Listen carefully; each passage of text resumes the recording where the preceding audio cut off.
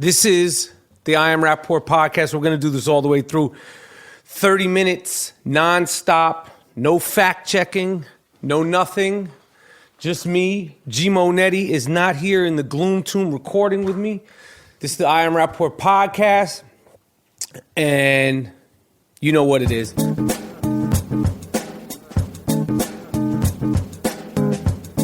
I'm going live and direct. 30 minutes of funk. Raw dog, without a bag. No fact-checking. No G Moody. No sidekick. No script. 30 minutes. This is the I Am Rapaport podcast. What's going on? Playing music throughout the whole shit. So, it is a week since the Manny Pacquiao Floyd Money Mayweather fight. It is Saturday. It is Saturday night live. It's Saturday Night Live. It's 8:22 on May 9th. So last week, that fucking fight, the Manny Pacquiao Floyd Money Mayweather fight. And the crazy thing about this, and I know there's not a lot of, some people might be like, enough with the fight. And I know, I say enough with that fucking fight. Enough with the fight. Enough with the Money Mayweather. Enough with Manny. Enough with Manny's fucking shoulder. Enough with Money Mayweather's money. Enough with fucking Roger Mayweather. Enough with Jim Lampley. The whole fucking thing. Roy Jones, I don't want to fucking see you for a few months. Evander Holyfield, listen, my man. Listen. Listen, you're a fucking great champion, and I'm glad your health is in shape. But just, like, I'm worried about Evander Holyfield's speech. Like, last week watching him, enough with the Evander Holyfield. Like, he took so many fucking blows. I don't need to see him. Even, I love Mike Tyson. Everybody loves seeing Mike Tyson, but I want to take a break. Just the whole boxing community, because that was such a fucking letdown. That fight, the fight of the century, was such a letdown. And now the saga continues with the shoulder, and I'll give him a rematch, and he won't give him a rematch. We're going to have to hear about this for another year. This is going to continue to go on for another year, and then they're going to fight again. And then we're going to all be dumb, and we're going to spend our money and watch it. Not as many people are going to watch it, but there's going to be so much shit talking and so much promotions and so much this and so much that. And Money Mayweather's going to come out talking shit because last time he wasn't talking shit. Trust me. Trust me, May of next year, it'll be Floyd Mayweather's 50th fight. And if he wins, he'll retire 50-0. And if he doesn't, then I guess he'll fight again. But this is the I Am Rapaport podcast. I'm in here going raw dog. Without a bag, solo, no fact-checking. You know, if you've never listened to the I Am Rapaport podcast, let me tell you something. Some of the rules and regulations of the I Am Rapaport podcast. If this is your first time listening, we do not fact-check at the I Am Rapaport podcast. We will not fact-check, okay? And then we will make mistakes. Well, it's just me in here today.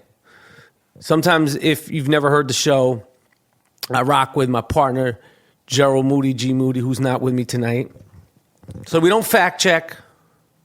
We go raw dog without a bag. And I say that with no Bruno. We do all that shit. So I'm going to go into the NBA. We're just free falling. So last game of the night, Saturday night, or the last game of the night, or the way the series end up when I'm recording this shit is the Grizzlies beat Golden State, and this is my prediction about that series. Golden State is going to have trouble winning this series because the defense that they could put on Stephon Curry slows the whole shit down. And Zach Randolph, I love this fucking guy, and the reason why I love Zach Randolph is because his skill set, his skill level, his footwork, like he's on that old, like he might be the only player in the league that plays like that. I'm sure there's other ones, but I can't really think of them. But even like other post players, he's on that shit. And like he'll shoot these 17, 18 foot step back jump shots. Those are fucking tough shots. So Zach Randolph is giving the Golden State Warriors trouble. If Memphis wins the next game, they're going to win that series. It'll be 3-1. Cleveland got fucked last night by Derrick Rose and the Chicago Bulls. They got fucked real proper like. And Derrick Rose it was a tight game the whole way through. And Derrick Rose was on some Derrick Rose shit and made that shot and then did the dead face. Like he did the straight dead face. And that's really kind of like showing like no emotion is the new emotion. Like he brought that shit, like he brought it back. Like they call it the Kanye face, but that's like a new emotion, like no emotion. Like I made the shot and I'm not like my heart, like it slowed down actually. I'm not even getting hyped. That was good because the thing about, I've spoken openly about my dislike, frustrations with some of LeBron's stuff. But when I watch him play in that game last night, he was so, like he didn't have a great game, but there's spurts in every game where he's great in every single game. And I don't think I've ever felt like, well, Kobe's one of them, Jordan. But like this guy can really sway a team on his own, like almost. He can almost do it all by himself. But he's on some shit. But I'm not. Other than that, I like to break his balls. So his face after Derrick Rose made that shot was just fantastic. So Derrick Rose made a shot. Zach Randolph killed the Golden State Warriors, and Paul Pierce made a fucking bank shot today, game-winning shot. And Paul Pierce is another one who's on that. Like Paul Pierce can play until he's 40. 41, 42 because of that style of play. Same like Zach Randolph. It's just they have the fundamental footwork, the footwork that's just so good. So if I was compiling myself into an NBA player, I would want to be part Joakim Noah, part Zach Randolph, and part Paul Pierce. And I'm giving away 5 T-shirts to the first people that tweet that at me. And if you don't have Twitter, then I don't know what to tell you. Then Instagram it at me. But that's the giveaway. 5 T-shirts. I'm going to get into the T-shirts, the soft ass I Am Rapaport podcast T-shirts. But this week I'm only giving away 5, and you have to tweet who I would be 3 parts of if I was in the NBA today. So that's that with the basketball. That's that with the boxing. I don't know. I was going to talk about this thing that I was starting to get interested in. This idea of unconditional love. Unconditional love. I wanted to talk about what that means to me. Like, I'm trying to figure this out. Unconditional love. What the fuck does that mean? I do not know what that means. I'm not sure what that means. I was thinking that it meant like you love somebody unconditionally, and then there's no conditions ever? If there's no conditions ever, I can definitely say that I will not be able to love somebody unconditionally. I'll be able to love them unconditionally, but I wouldn't be able to like them unconditionally. See, there's a fucking difference, right? You don't have to like somebody to love them, right? You don't have to like somebody. So you'll love them unconditionally, but you can like them any fucking time you want or don't want to, especially if it's like, I don't know. It could be anybody. It could be a brother, a sister, a father, a mother, a friend, a wife, a girlfriend, an ex-wife. An ex-wife, like you can. I guess you could love unconditionally, but you could also be like ex-wives can. I don't talk about my ex-wife on these things, but I should start talking about my ex-wife on these things. But I don't talk about her on these things. I don't talk about that part of my life on the I Am Rapaport podcast. Not yet. I will.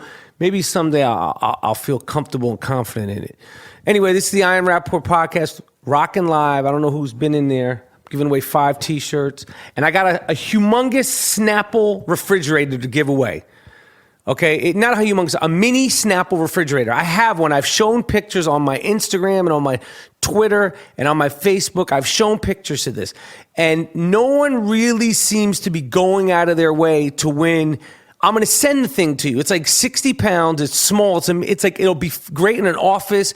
It'll be great in a kid's room, it'll be great in a kitchen. Definitely, if you have a man cave, it'll be great. I have mine in my man cave. It's fantastic. Like, it's a Snapple refrigerator, and nobody really seems to be going apeshit to get it, which makes me feel like you guys take me for granted. Okay, do the Iron Rapaport podcast listeners take me for granted because I give away T-shirts so easily? Let me know. Tweet me, Instagram me if you take me for granted. I want someone to really want that Snapple refrigerator. I want this is how I would prefer it. If it was a Iron Rapaport follower that had 2 kids or at least 1 kid, and you don't even have to you don't have to let them drink Snapple every day. There's other drinks you could put in there. You can put waters in there, Snapple water and all that stuff. You can't, but I want to give it away to somebody, either that or a man cave. Anybody who's got a cool man cave. So that's what I really want to give it away to. Somebody with kids that would really appreciate the little mini fridge, or dudes with a man cave, or chicks who want to, anybody who wants it. But I don't know what the chick who would want a Snapple fridge unless she's got a man cave or an office. So listen, the Snapple fridge is up for grabs. The I Am Rapaport podcast is sponsored by Casper Mattresses. Casper.com. It's an award-winning sleep startup. Go to Casper.com. $50 off purchase of any size mattress. Put in the code Rapaport, RAPAPORT. Casper Mattress in New York City. The bed will be delivered between 2 to 5 days anywhere in the United States and Canada. Same day delivery in New York City. A bike messenger could bring it. New technology. The bed will come in a fucking box. Casper.com. The promo code is Rapaport. You get $50 off the mattress. We do not plug. We do not support. We do not take sponsorship from anything we have not tried and we are not passionate about. 450%. We're going live. My man Miles Davis is rocking with me, going through this piece by piece, place by place, adding music through it, in and out of it. So yeah, LeBron and Unconditional Love. Unconditional Love. I got thrown off track. Sorry. Unconditional Love. So this is what I wanted to ask about. So if I had a girlfriend, right? When I was younger, right? When I was about 16, I had a girlfriend, and her name was. Should I say her name? I'm not going to say her name. Let's just call her Tamara. Tamara. Let's just call her that, Tamara. So Tamara, this girl that I met when I was 16, I went out with this girl when I was 16, and it was the first girl that I like. Well, no, there was a girl before her that I when I was 16, I would fall in love with girls. I guess it's actually kind of nice. You fall in love. Now, my heart is so black. My heart is like a fucking black piece of charcoal. It's fucked up to say that, but it's true. It's true. If you've been through some of the things that I've been through, and whatever, it still doesn't mean that I should have a charcoal black heart. I mean, and I'm exaggerating that sort of. Not really, but what the thing is about the listen, but at the time when I was 16, when I was with Tamara, is that what I said? What we call her? I was in love, right? And then this and that happened, and I mean, fuck, I could bring you through that whole relationship. I'm gonna do that another time. But the point is that she shitted on me. So at the time, I was I love you unconditional. I remember there was a New Edition song. Or no, a BBD song that had that unconditional love. Was there a song? And I started thinking, what does that mean? What does that mean? So this girl shitted on me. Does that mean I should continue to love her unconditional? Okay, that's a bad example. Okay, let's say your brother. This isn't the case for me. My brother's dope. But let's say you have a brother, okay? And you lend him, let's say, $50,000. And he never gives you the money back. This never happened with me. You're probably you're talking about your brother. I'm not talking about my brother Eric. My brother Eric Rapaport is a professor. He is a professor at a school in Halifax, Canada. He's way, way, way smarter than me. We're totally different. I should have him on the I Am Rapaport podcast because all that environmental stuff, he knows it. He's in environmental engineering and architecture and shit like that. He's smart. He's not doing fucking podcasts live from the gloom tomb. Okay. Anyway, the point is, I'm not talking about him. So if you have a brother, like in a Coen Brothers movie, okay, you have a brother and you lend him $50,000 and then he never pays you back. And you go through all this Coen Brothers type of movie shit and this, that, and the other, and he fucks you over. and then you need that 50 and he never pays you back. And you go through all this kinds of shit in your relationship. This is another terrible example, but at least you're getting what my point is. Should you continue to love your brother unconditionally? So you have to continue to love him or a best friend, or let's say your wife cheats on you with your best friend. Do you love that person unconditionally? That's the question that I'm trying to think of. Like, or your kids, if you have kids and they're a pain in the ass, and do you love them unconditionally? When's the line drawn? Like, where okay, I cannot stand you. Can you hate somebody and also love them unconditionally? This is what I'm trying to figure out. Like, this term unconditional seems like till death do us part, and that doesn't do well either. One thing I wanted to mention was that I'm really, really starting to believe that the I Am Rapaport podcast is the most reliable moral compass out there. I want to just let you guys know that I think that it's been I didn't make it up. Somebody else actually said this, that the I Am Rapaport podcast is their moral compass. Like, they live it, they follow it, they breathe it. Some people do, some people don't. But this is the I Am Rapaport podcast. My fuck style is buck wild. And if you've never heard the I Am Rapaport podcast, I say this because we get new listeners and shit, and it's exciting. This podcast is a proponent of fuck styles being buck wild. So we're doing it like this. I'm getting ready to Periscope. I've been into this periscoping. I'm going to start periscoping podcasts. I was going to do it tonight, and I'm in here alone, so I couldn't do it tonight, but I'm going to periscope the next podcast in New York. Me and G Moody, we're going to do a live I Am Rapaport podcast. That's going to be the next episode. We're doing some real-time shit because, that's I think it's getting to the next level. It's like you can't just podcast. You got to podcast in real time, like on Periscope shit. But what was a big thing this week was that this term, I guess it was invented this week. It's the first time I've ever heard it. Dad body. Dad body is a new thing. It's a new term. And basically, like, they reference Jason Segel, Seth Rogen, some other actor, and of course Leonardo DiCaprio, who, although he doesn't have kids, really doesn't give a fuck.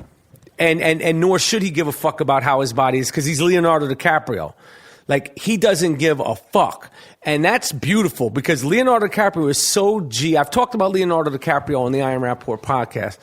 He would be a great guest because he doesn't do talk shows and he's low key, but I think I'm gonna try to make that happen. Leonardo DiCaprio on the I Am Rapaport podcast, because I fuck with Leonardo, and I feel like it's time to really kind of get some insight into his shit, because what a fucking career. What a fucking career Leonardo DiCaprio had, and you knew it.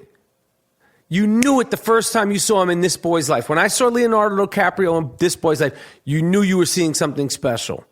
I remember seeing that movie, not knowing who the fuck he was or any of that stuff. I had seen some pictures of him, but even his name was like Leonardo DiCaprio. Like, you couldn't say it. It was like hard to pronounce, like Leonardo DiCaprio. What is it? And like and I remember seeing this picture of him on a red bike, and I believe it was for Us magazine.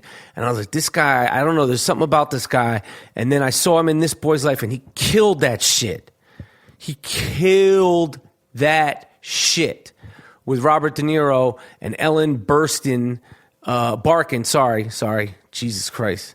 But Leonardo DiCaprio, I mean, from that he went to Gilbert Grape, and it was Oscar nomination, and then I think it was Romeo and Juliet, and there was a couple other, Marvin's Room, and and now he's doing his thing. But he was the centerpiece of Dad Body, because basically Dad Body is every man's body. Okay, now they said Seth Rogen. I think he's on the extreme of Dad's Body, because I love Seth Rogen, and I'm not being disrespectful, but he's like kind of like, he's not a fat fuck, but he's close to being a fat fuck. And I'm no fucking, listen, Seth Rogen, I fuck with you. I'm no picture of health. Okay, there's a reason why if you tried to look me up on the internet and pictures of me in movies with my shirt off, I'm not fucking winning any bodybuilding contests either. So I'm just saying, but let me just stay focused. The point of it is that dad body was basically, in my opinion, is if you're 5 to, let's say, 25 pounds overweight, you would have a dad body, which is just every man's body. And the pressure that this takes off a fucking animal like me is fantastic, because it's like you don't have to be ripped. Not everybody's going to be ripped. And I fuck with Mark Wahlberg, Marky Mark. He's been on that shit since he was Marky Mark, and that's what I'm saying. But not everybody's going to be able to keep it together like him. Even Sean fucking Penn. Sean fucking Penn is in shape somehow or another. He's in better shape than everybody from his generation, like Val Kilmer. Look at this fucking guy. Gary Oldman's, he still looks good, but he's not like, like Sean Penn is somehow ripped. He's got all his hair. He looks good. He looks strong. And he just doesn't seem like he's at the fucking equinox. Maybe he works out like he does push-ups or some shit, but Sean Penn is in good fucking shape. Woo. This is the I Am Rapaport podcast. I got to take a sip of water. That was like a rant. Sorry. We're going live. Miles, you can rock. 30 minutes of funk. I'm shutting this off in 30 minutes. 30-minute podcast. No pauses. See, sometimes when we record, I'm going to give away a little background. You got to take breaks because you see how I'm talking. If you don't, take a break. But I'm going 30 minutes tonight. Raw dog without a bag. This is a raw dog without a bag podcast. On what else am I talking about? A-Rod. I fuck with A-Rod. You know what I did today? I got a massage. And I'll tell you a little bit about my massage life. But I'm big on Thai massages. And I had a masseuse in Los Angeles at this place in Hollywood. Her name was Super Pat. And I went with her from a few different places. And finally, I think she's back in Thailand. But she was like my chick. Like, I would tell her I love you. Like, I fuck with you hard, Super Pat. A woman. Like straight Thai, like, Bruno Sammartino type of shit. Like, she looked like Bruno Sammartino. Remember the wrestler? Like, she was on that shit. But I would tell her I love you because she would make my body feel great. No, and you're like, oh, did she touch your loaf? No, she didn't touch my loaf. She didn't grab my loaf. Get your mind out of the gutter. She didn't try to do it. It was totally legitimate, but she would make me. Anyway, see, why do I have to explain everything to the listeners out here saying everything? Anyway, she was a great masseuse. She left. So since she's left, I've been going to trying to find, and I found a couple of other masseuses in Los Angeles, and I went and got a massage today, and it was like mediocre, because here's my thing on massages. It's like, when I go to a massage, I want to get a massage. If I wanted to get rubbed, I would get a rub. I would get a rub down. If I wanted to get tickled, I'd go to the tickle spot. I want a fucking elbow in my back. I want knees in my fucking hips. I want to scream. I want to shout. And I want to, there's no pain, there's no gain when it comes to massages. And this woman was kind of doing a little bit, but then mostly rubbing. And I'm like, yo, I need, I'm fucking jump on me, kick me, stand on me, walk on me. Like Super Pat. And it made me miss and yearn for my masseuse, Super Pat, who was about 5'4", 160 pounds, Thai woman, and I loved her, but she was a fucking brute. She was a fucking brute. Speaking of brutes, I want to say that I've changed my tone a little bit with Bruce Jenner.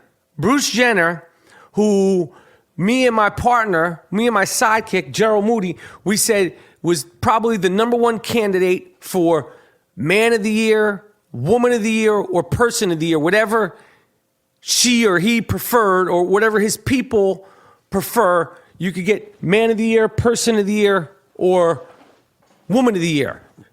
But now I'm rethinking this, because I realized Bruce Jenner had to have gotten paid doing the Diane Sawyer interview. And Bruce Jenner is also getting paid to do his docuseries. Now, I guess there's two ways to look at this. But it's like, for Man of the Year, this whole thing, you're getting, what has he done?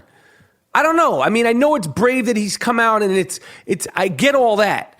But there's just something about the getting paid for it that's going to take away, that taints it a little bit to me.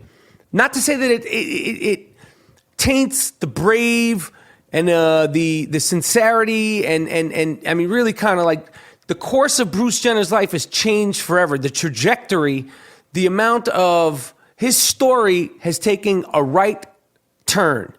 Not say it's for the better or for the worse, but like this man's life, this guy's got a very iconic life. Like he just went into double icon mode because he was already icon mode with the fucking the medals and the decathlon. Now he's on some other shit in terms of like he'll always be mentioned with this millennium, Bruce Jenner. When they talk about 2015, when they show those things on like when somebody does a show on this decade, like they do Mad Men, but in the 2010s, whatever the fuck you call this, the millennial, I don't even know what you call this, 2015. But Bruce Jenner will be associated with it. I'm taking another sip of my, I got a Snapple right here. No bullshit. I fuck with Snapple. You know what? I wanted to say something about the Snapple thing because, you know, I got this Snapple thing, so I fuck with Snapple. And Snapple, I've always loved Snapple. We've talked about Snapple from the beginning on the Iron Rapaport podcast, and they have given me a Snapple refrigerator to give away. All right, because I love Snapple. Love Snapple. Okay? It's made from the greatest things on earth. But then somebody on Twitter, not that I should give everybody on Twitter some thing, but he said like, yo, no one cares if you're sponsored. Fuck you, man. Don't count my motherfucking money if I have any money, if I'm making any money, or whatever I'm doing. All right? I'm fucking with Snapple. I fuck with Snapple. I love Snapple. The Iron Rapaport podcast loves Snapple. I'm getting totally off track here. Yo, I'm looking at my record. It's 27 minutes, 30 minutes Iron Rapaport podcast. I'm shutting this shit off. Whew, man. My fucking Twitter got hacked this week. So my Twitter, I went to sleep with like 800 people that I was following. I woke up with 4,600 people that I was following. I'm getting instant messages from people saying everything from, you know, like porno shit to gambling sites because, you know, maybe with the boxing. I don't follow weird stuff. But it wasn't like hardcore porn stuff. I haven't explored that on Twitter. It's too scary. But it was like, you know, stripper shit, and then just regular Joe people that liked the podcast, which was cool. But people were hitting me up on DM on my hack thing, like, yo, thanks for the follow. And it's not that I don't want to follow everybody. I do, and I don't want to sound arrogant and all that shit. But it's like when I had that many DMs in one day, it was like, all right, so you know. I had to shut that shit down. I changed my password to, my new password is. Anyway, this is the Iron Rapaport podcast. I'm coming live and direct from the Gloom Tomb. This is Michael Rapaport. I'm getting ready to sign off. This is 30 minutes of funk, 30 minutes of all Rapaport, all night, all everything. We're signing out with a beat. This is coming at Sunday morning podcast. This is the Iron Rapaport podcast, and we out.